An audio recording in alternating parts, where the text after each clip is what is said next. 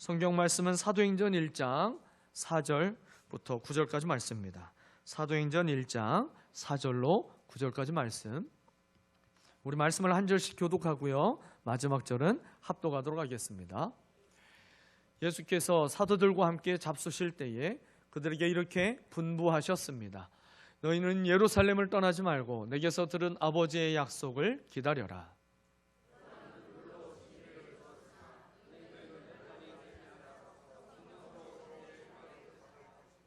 사도들이 한 자리에 모였을 때에 예수께 여쭈었다.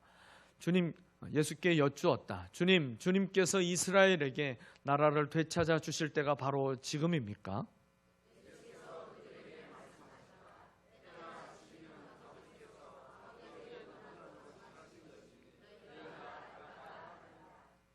그러나 성령이 너희에게 내리시면 너희는 능력을 받고 예루살렘과 온 유대와 사마리아에서 그리고 마침내 땅 끝에까지 이르러 내 증인이 될 것이다.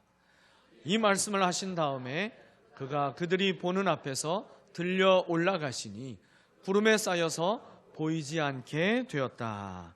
아멘. 네, 유능한 증인이라는 제목으로 담임 목사님 말씀 전해 주실 때에 큰 은혜 받으시길 바랍니다.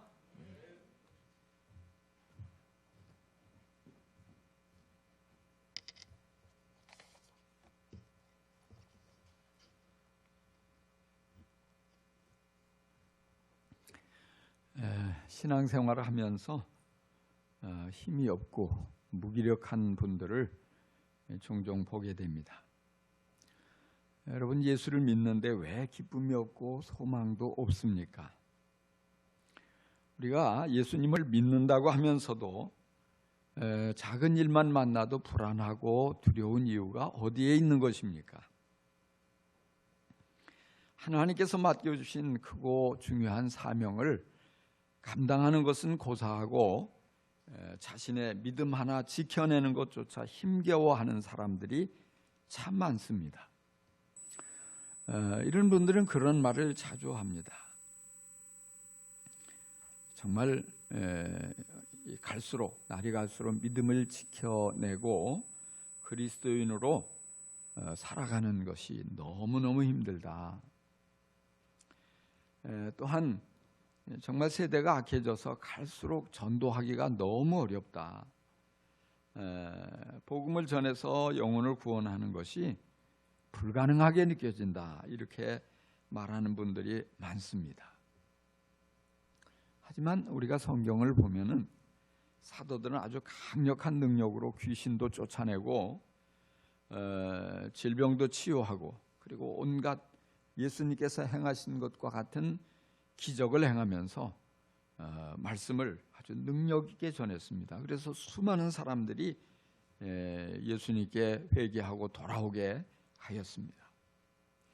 초대교회 성도들 역시 감옥에 갇히거나 목숨을 잃는 것을 조금도 두려워하지 않고 큰 박해를 만나서 쫓겨다니면서조차 목숨을 걸고 담대하게 복음을 전합니다. 그래서 온 도시를 발칵 뒤집어 놓았고 온 나라, 온 지역을 아주 강력한 그런 영향을 끼치면서 강력하게 변화시켰습니다. 그런데 오늘 우리들은 왜 점점 세상 앞에서 더 약해지고 무기력해지는 것입니까? 정말 믿지 않는 사람들에게 복음을 전해서 그 영혼을 구원하는 것을 불가능하다고 생각하는 이유가 어디에 있는 것입니까? 우리 예수님께서 십자가에 죽으시고 부활하셨습니다. 그리고 40일 동안 제자들에게, 사람들에게 나타나셔서 부활하신 그 몸을 보여주셨습니다. 십자가에 못 박혔던 그 못자국도 창자국도 보여주면서 하나님 나라에 관해서 부지런히 말씀을 전하셨습니다. 그리고 이제 승천하시기, 하늘로 올려가시기 직전에 제자들을 모두 한자리에 불러 모았습니다. 11제자뿐만 아니라 500여 명의 형제를 불러서 그들 앞에 아주 중요한 말씀을 하십니다. 중요한 자리에서 아주 중요한 말씀을 하십니다. 너희는 예루살렘을 떠나지 말고 내게서 들은 아버지의 약속을 기다려라. 요한은 물로 침례를 주었으나 너희는 여러 날이 되지 않아서 성령으로 침례를 받을 것이다. 제가 생각하면 이 말씀은 좀 분위기에 어울리지 않는 말씀 같아요. 얘들아, 시간이 없지 않느냐. 정말 이렇게 세상은 악해지고 있고 지금도 사람들은 많은 사람이 죽어가고 있고 이렇게 꾸물꾸물할 게 아니라 어서들 나가서 전도를 해라. 너희들은 부활의 증인이 아니냐. 부활을 목격하고 지금 확신에 차 있는데 이 열정이 식기 전에 어서 빨리 나가서 교회를 세우고 복음을 전하고 열심히 사역을 해라. 이렇게 말씀하셔야 마땅할 것 같아요. 그런데 그렇게 하지 않으셨어요. 예수님의 말씀은 내게서 들은 아버지의 약속을 기다려라, 이겁니다. 예루살렘을 떠나지 말고 약속하신 그 성령을 기다리라 하고 말씀하신 것입니다. 왜 예수님은 이렇게 말씀하셨을까요? 사실 예수님의 제자들은 3년 동안이나 열심히 예수님 따라다니면서 함께 지내고 함께 먹고 함께 자고 그러면서 하나님 나라에 관한 온갖 중요한 비밀을 충분히 배웠잖아요. 그리고 예수님 보내셔서 전도하는 실습도 다 했습니다. 그들이 나가서 기도할 때 주님의 이름으로 명령할 때 귀신도 쫓겨가고 정말 병든 자도 치료되어지고 온갖 기적이 막 일어났습니다. 게다가 이제는 예수님 십자가에 죽으셨다가 부활하신 그 모습을 직접 목격했습니다. 만났습니다. 만져보았습니다. 그 부활하신 예수님과 함께 음식도 먹었습니다. 이제는 맡겨만 주시면 잘할 것 같은 자신감으로도 충만합니다.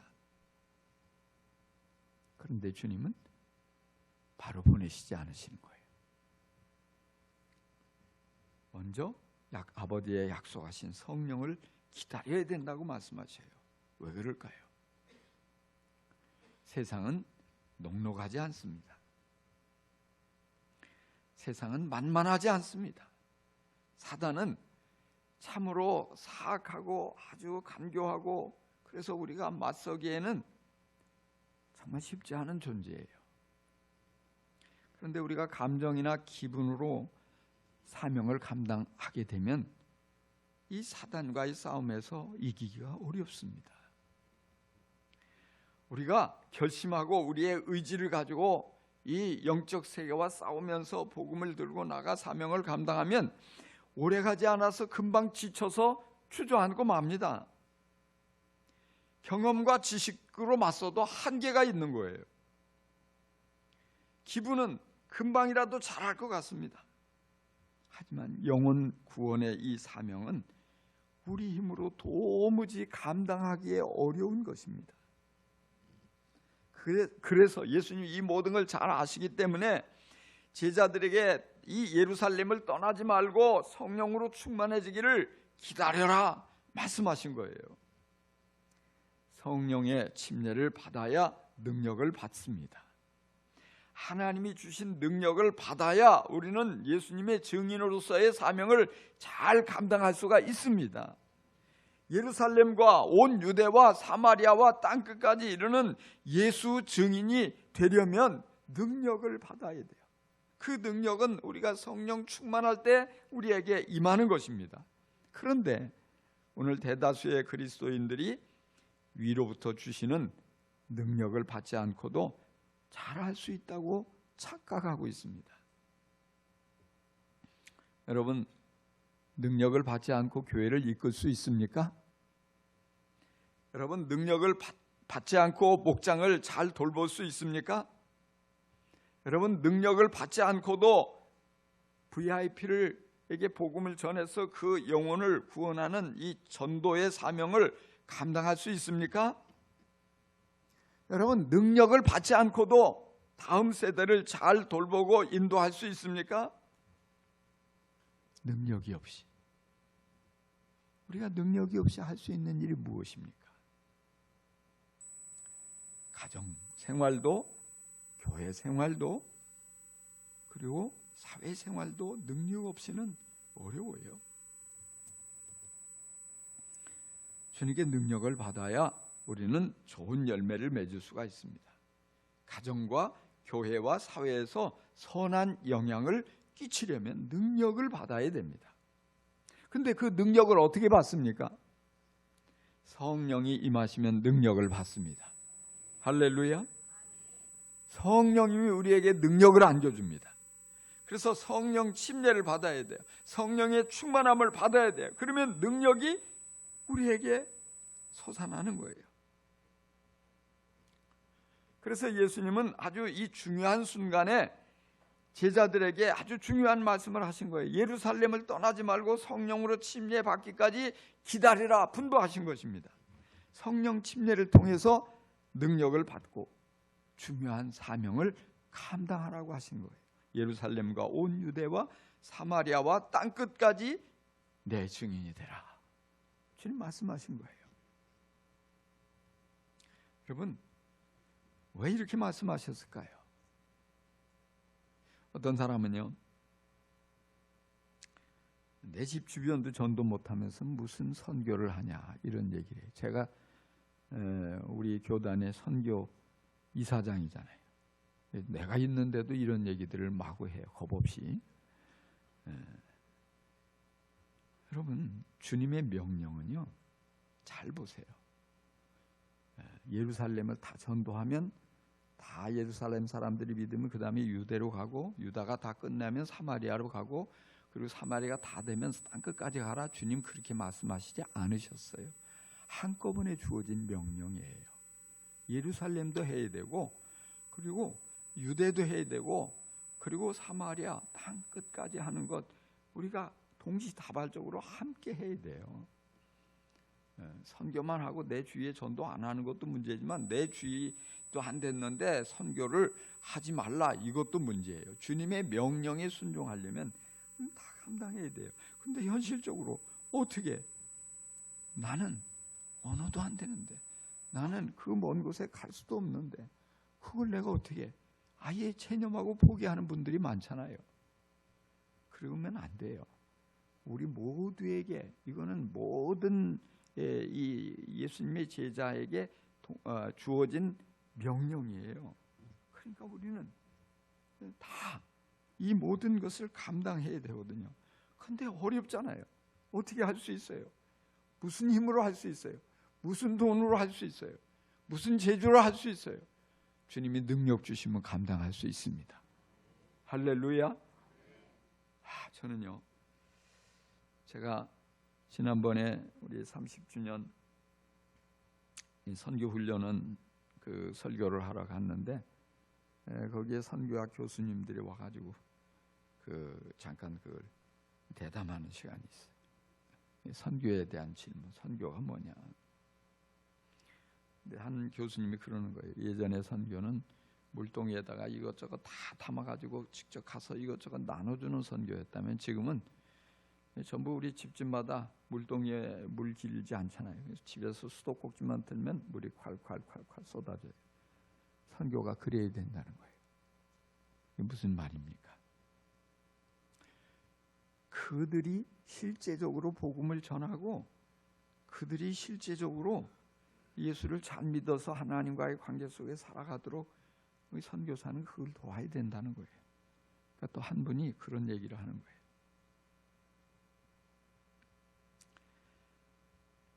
지금은 선교지에서 20명이 예수를 믿는다고 할 때 통계적으로 보면 한 명, 선교사가 전도해서 선교사를 통해서 예수를 믿고 구원받는 사람은 한 명이 될까 말까 하다는 거예요. 나머지 19명은 현지인들이 전부 복음을 전하고, 아시아에 있는 거의 모든 나라에 다 교회가 있고 예수 믿는 사람이 있고, 그러니까 우리의 선교는 현지인들이 그 복음을 잘 전하도록 도와주는 거라는 거예요. 제 마음이 굉장히 뜨겁더라고요.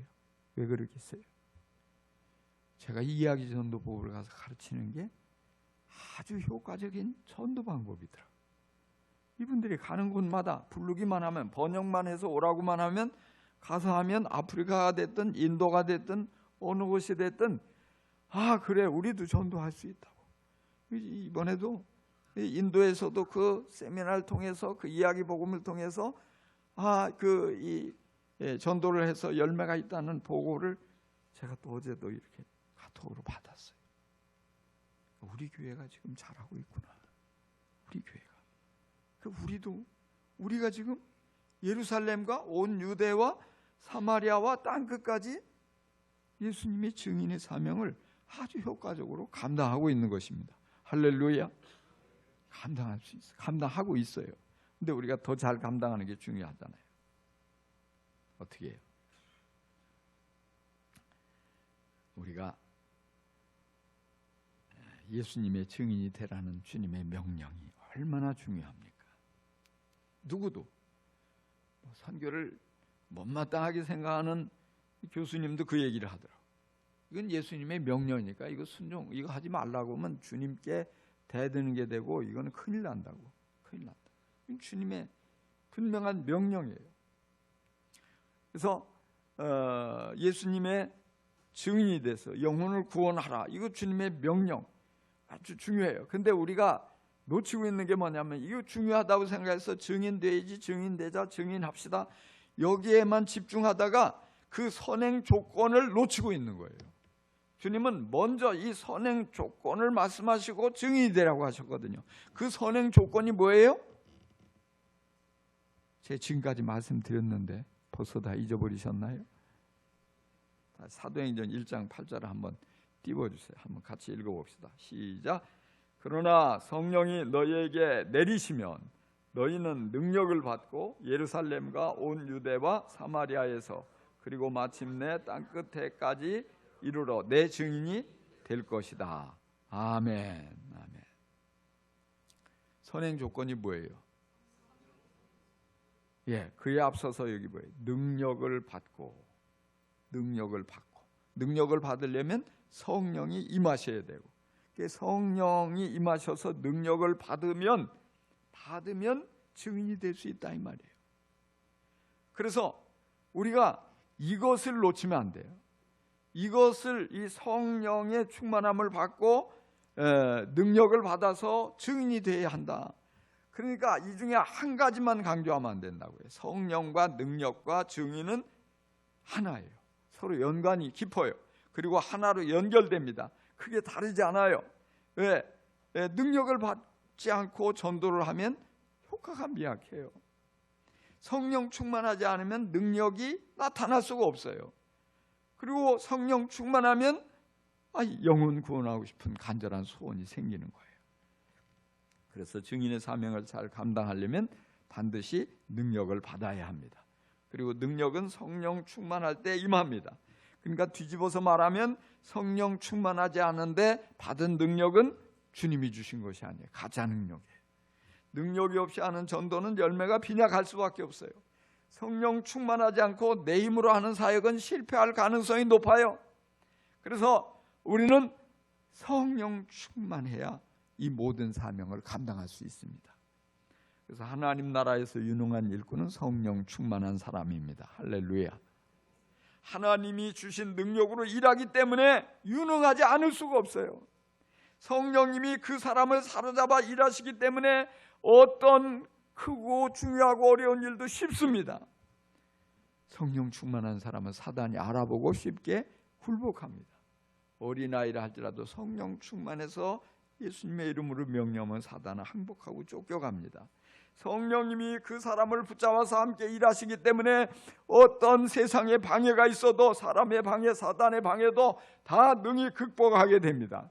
성령님과 함께 하기 때문에 두려움이 밀려와도 염려가 음습해도 흔들리지 않아요. 담대해요. 그리고 어려움을 잘 견뎌내요. 성령님이 도와주시니까.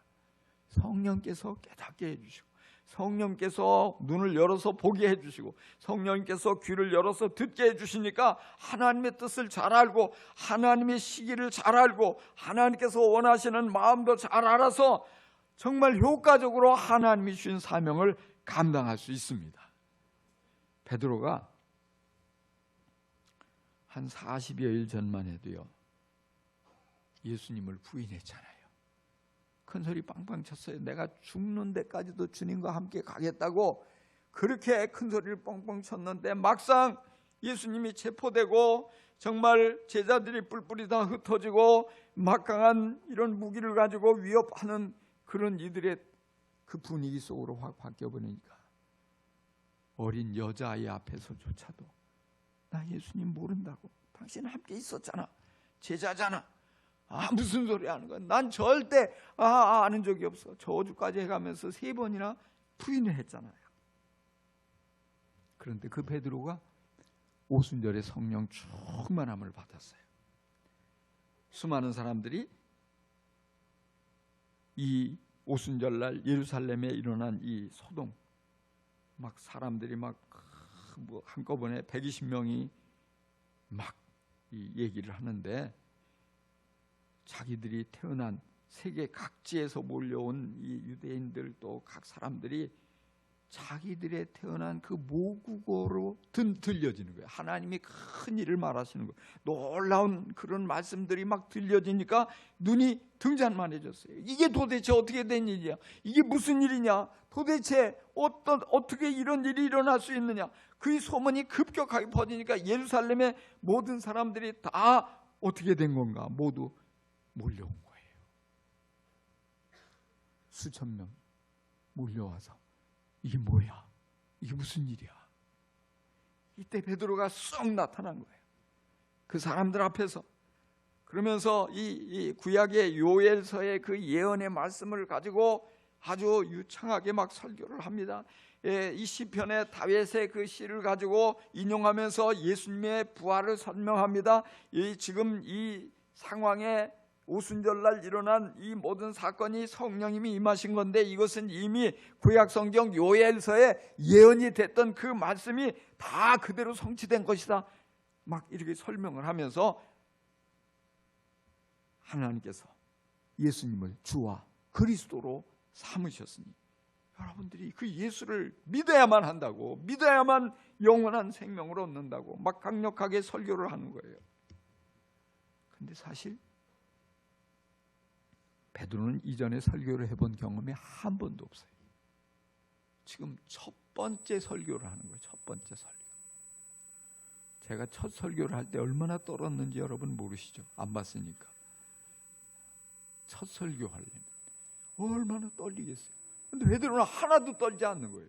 왜? 성령 충만하니까 무슨 말로 어떻게 해야 될지, 내가 무슨 말을 했는지도 모르고 왔다 갔다 막 이게 아니라 정말 확신을 가지고 이 성경 말씀을 이렇게 다 인용해 가면서 이 지금 일어나고 있는 사태를 설명하고, 그리고 바로 거기에 모인 사람들에게 있어서 정말 중요한 문제가 무엇인지, 무엇을 해야 되는지도 강력하게 도전하면서 그렇게 설교를 아주 훌륭하게 잘 감당을 했어요.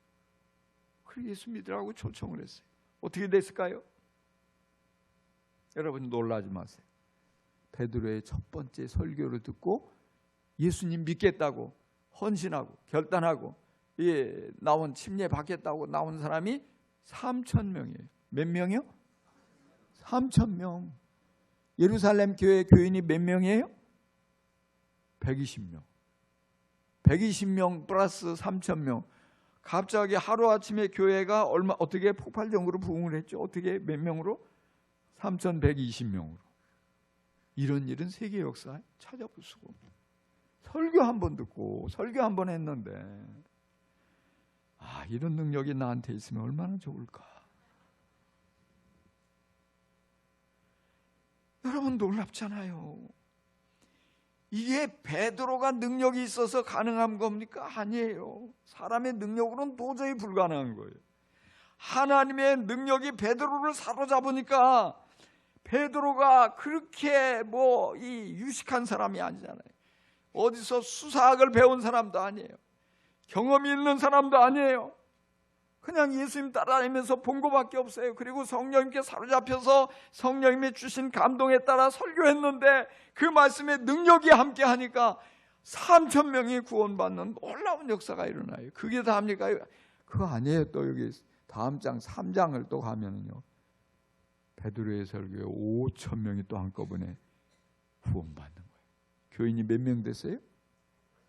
8,120명. 계산은 잘해. 하여튼 능력은 없어도 계산은 잘해요. 여러분 예, 여기 놀랍잖아요. 어떻게 이런 일이 가능해요? 어떻게? 사람의 능력이 아니에요. 사람의 능력이 아니에요. 전도하는 것은 지상 명령이에요. 예수님이 마지막으로 하신 말씀이 이 말씀이잖아요. 오늘 우리가 읽었던 말씀 1장 8절, 오직 성령이 너희에게 임하시며 너희는 능력을 받고 예루살렘과 온 유대와 사마리아에서 그리고 마침내 땅끝까지 이르러 내 증인이 될 것이다. 이게 마지막 말씀. 한마디로 뭐 하라는 얘기예요? 복음 전해서 영혼 구원하라는 거잖아요. 마태복음 28장 19절 이하에도 같은 말씀이잖아요. 너희는 가서 모든 민족을 제자로 삼아서 침례를 주고 아버지와 아들과 성령의 이름으로 내가 너에게 분부한 모든 걸 가르쳐 지키게 하라. 이 같은, 서로 다르지 않아요. 영혼 구원에서 이 복음 전에서 영혼 구원하라, 이 사명을 예수님 제자들에게 주신 거예요. 그것은 뭐예요? 예수님이 영혼 구원의 사명을 모든 교회에 주신 것입니다. 교회의 존재 목적은 그래서 뭐예요? 교회의 존재 목적은 영혼 구원, 영혼 구원. 우리 그리스도인의 존재 목적은 뭐예요? 영혼 구원, 영혼 구원. 왜? 우리가 교회니까 영혼 구원. 그런데 이 말이 여러분 부담스럽죠. 이 영혼 구원합시다, 복음 전해서 영혼 구원합시다 그러면 제일 어렵게 느껴지지 않습니까? 그래서 어떤 분은 그래요. 목사님, 다른 건 다 내가 하겠는데 제발 좀 전도하라고는 하지 마세요. 전도하라고 자꾸 그러면 나 교회 옮길 거예요. 딴 데 갈 거예요. 이런 분들이 있어요. 여러분 생각해 보세요. 그렇게 어려우면 예수님이 우리에게 그것 사명을 주셨을까요? 아니, 우리 사랑하셔요. 주님께서 우리에게 그렇게 어려운 것만 시키지 않아요. 대부분 주님이 시키는 건요, 할 수 있는 거, 쉬운 거예요. 단지 뭐예요? 왜 우리가 어렵습니까? 내 힘으로 하려고 하니까 어려운 거예요. 내 힘으로 하면 안 돼요. 못하죠. 내 능력으로 하려니까 안 되는 거예요. 열매가 없는 거예요.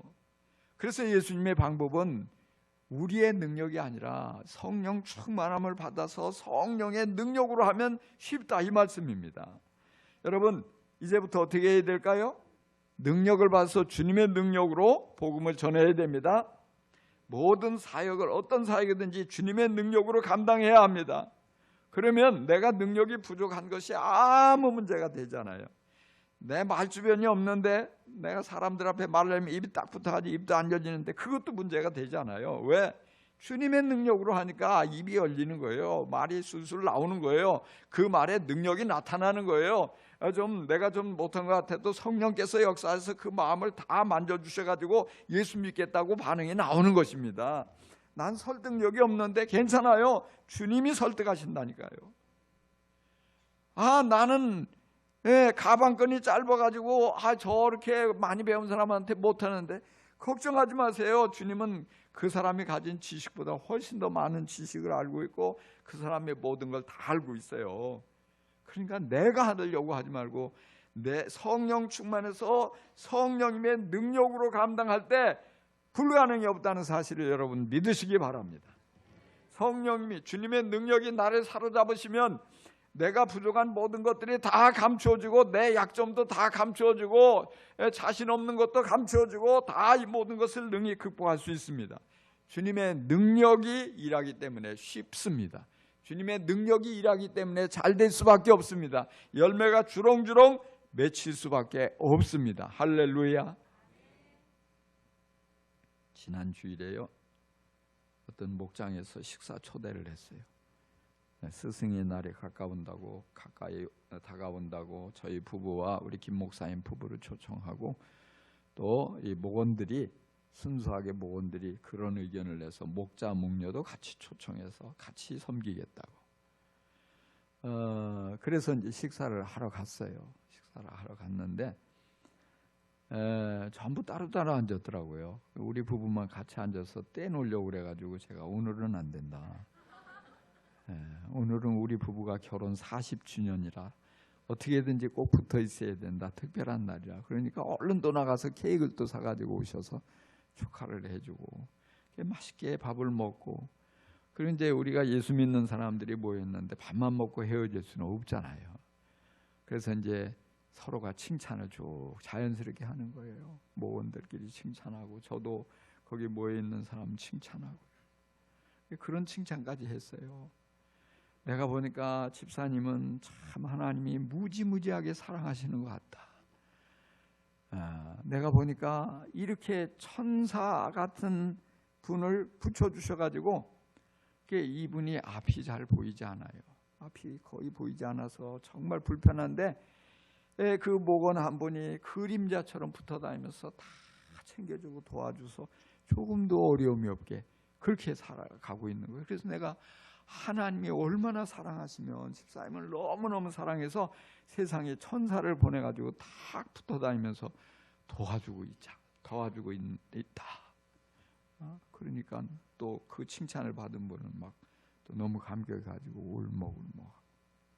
그렇게 또 이제 목녀 이렇게 훌륭한 분, 참 귀한 분 만났는데, 여러분도 이렇게 정말 훌륭하고 좋지만은 이렇게 훌륭한 분을 만났으니까 우리가 가까이 있을 때는 좋은 줄 모른다. 그런데 없으면은 그 자리가 크다. 그러니까 있을 때 잘해라. 있을 때 귀한 줄 알고, 있을 때 감사도 표현하고 사랑도 표현하고 잘해야 된다. 이제 그렇게 하고 이제 마치려고 했더니 목자님이 저를 칭찬을 하시는 거예요. 우리 목사님은 당신이 보기에 10명 목회도 못할 사람 같이 보이더라는 거예요. 여러분 보기에도 그렇게 보이나요? 제가 10명도 감당하지 못할 정도로 약해 보이고, 그런데 이렇게 우리 교회가 크게 부흥하고 많은 영혼을 이끌고 가고 있고, 이 코로나 과정을 통과하면서도 재정도 계속해서 늘어나고, 보니까 거의 늘 이 새로운 신자들도 또 등록하고 침례받는 분도 매 꾸준히 나타나고 있고, 이렇게 하는 걸 보니까 참 목사님은 한마디로 말해가지고 소리 없이 강하다. 옛날에 그 자동차 카피가 있었거든요. 소리 없이 강하다. 제가 최고의 칭찬을 들은 것 같아요. 내가 소리 없이 강하구나. 근데 가만히 생각하니까요, 내가 강한 사람도 아니고요, 내가 리더십이 있는 사람도 아니고, 말 잘하는 사람도 아니고, 자신감으로 충만한 사람도 아니고, 막 뭐 한가 하면 열정을 가지고 밀어붙이는 사람도 아니고, 그런데 성령 체험하고 성령님이 저를 사로잡으시니까 성령님이 다 이루신 거예요. 제가 제 힘을 가지고, 제가 아는 지식을 가지고 설교한다면 여러분 중에 몇 사람이나 여기 와서 매주일 듣겠어요? 그 소리가 뻔하고 재미도 없는데. 근데 성령님께서 감동을 주시고, 성령님께서 이것 가지고 전하라고 말씀하신 거 가지고 하면은 저도 전하면서 힘이 솟아나고요. 또 그 말씀을 듣고 은혜 받았다는 분도 있고, 어떤 분이 목사님한테 꼬질렀냐, 왜 내 얘기를 목사님이 하시냐. 나 그 사람 얘기 내가 어떻게 알겠어요. 그리고 나한테 누가 와서 그걸 꼬지르겠어요. 근데 성령께서 다 역사하시니까 이런 일들이 막 일어나는 거예요. 신기한 일들이 일어나는 거예요. 말씀을 듣고서 변화가 일어나고, 말씀을 듣고서 믿음이 일어나고, 말씀을 듣고서 예수 믿겠다고 결단하는 분이 일어나고요. 그러니까요, 성령님이 하시니까 쉬운 거예요. 제가 지난주에도 그 얘기했잖아요. 40년 한 교회에서 목회하는 게 쉬운 게 아니거든요. 근데 저는 쉽게 했단 말이에요. 왜? 내가 한 게 아니고 성령님이 하셨으니까. 나는 단지 뭐예요? 성령님 딱 보고 눈치만 보는 거예요. 어떤 분이 그런 얘기를 하더라고. 우리 목사님 중에 영어를 못하면 눈치라도 있어야지, 영어도 못하는 게 눈치도 되게 없어가지고 자기 남편한테 막 그랬대. 그래서 우리한테 주어지는 유행어가 영어를 못하면 눈치라도 있자. 근데 우리가 능력이 없으면 눈치가 있어가지고 성령님이 눈치를 딱 보면 된단 말이에요. 할렐루야. 성령님이 어디로 가라고 하시는지, 성령님이 지금 뭐 하라고 하시는지, 지금 성령님이 저 사람의 상태가 어떠니까 어떤 말씀을 전하라고 하시는지, 눈치만 있으면은 그 눈치 가지고 먹고 사는 거라니까요. 할렐루야. 근데 내가 잘났다고 눈치도 안 보고 내 힘으로 하려고 하면 안 돼요. 잘할 것 같은데 엉망진창되는 거예요. 그러니까 늘 성령님과 동행하면서 여러분, 그러니까 저도 그러니까 여러분들도 쉬워요. 저도 솔직히요 고백하지만은 누가 와서 설교해 달라고 하면 덜컥 걱정이 돼. 무슨 말 하지? 그 많은 사람 앞에 내가 무슨 설교를, 나는 낯을 많이 가려서 처음 보는 사람 앞에 가면 더 쭈그러드는데 내가 어떻게 설교하지? 이런 생각, 걱정이 막 밀려와요. 근데 기도하면은요 하나님께서 말씀을 떠오르게 해주시는 거예요. 그 큐티했던 말씀, 이렇게 말씀 전하라고 가르쳐 주시는 거예요. 그 가서 하면은요 놀라운 역사가 일어나는 거예요. 지난번에도 좀 그래요. 그 얘기를 들었잖아요. 제 앞에 말씀을 전한 분이요, 내가 폐회에 가기 전에 저보다 바로 앞에서 말씀을 어떤 분이 전했는데 그 기도를 지켰더니 기도를 15분이나 했대요.